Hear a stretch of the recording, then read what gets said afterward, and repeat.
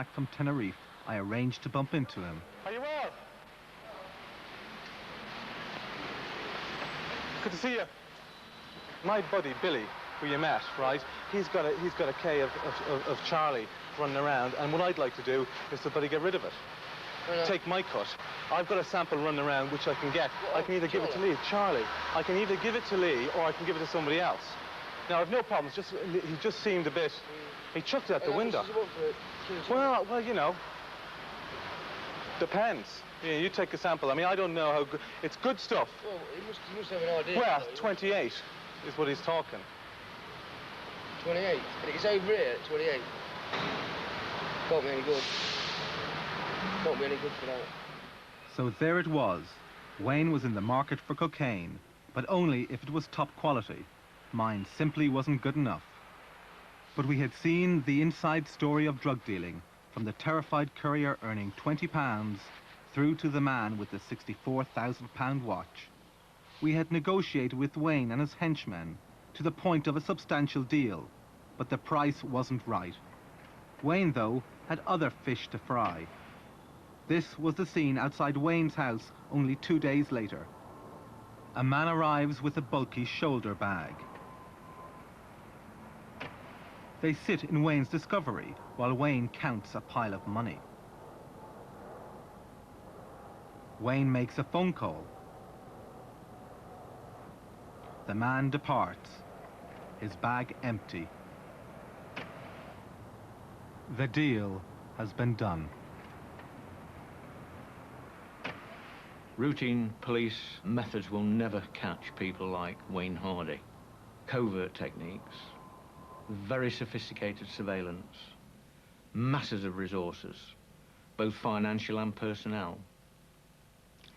And that is the sort of operation that you're looking at to actually make a successful arrest and conviction for Wayne Hardy. So basically, if the likes of Wayne Hardy are to be taken out of circulation, society has to decide to spend a lot of money doing it.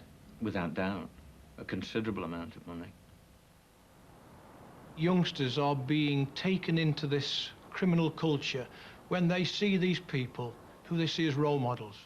They see the high-powered car, they see the clothes that they wear, they see the lavish lifestyle, the ability to travel to faraway countries, to lay in the sun during the winter.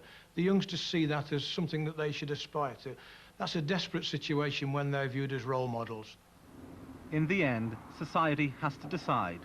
Are we prepared to pay what it takes to lock up the likes of Wayne Hardy, or are we content just to sweep up the small fry and leave him free to flaunt his wealth?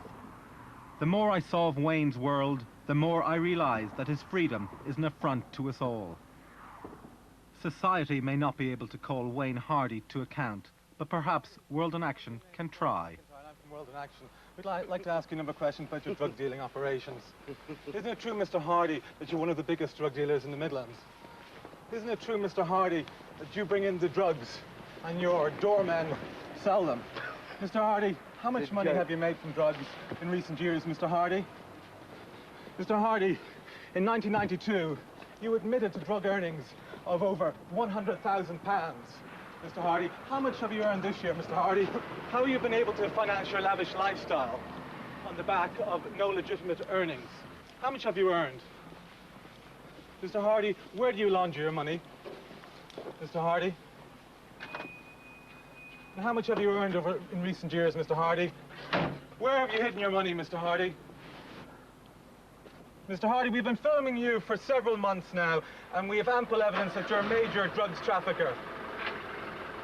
Mr. Hardy, just a number of questions to ask you, Mr. Hardy. How much money have you earned, Mr. Hardy, in recent months, Mr. Hardy?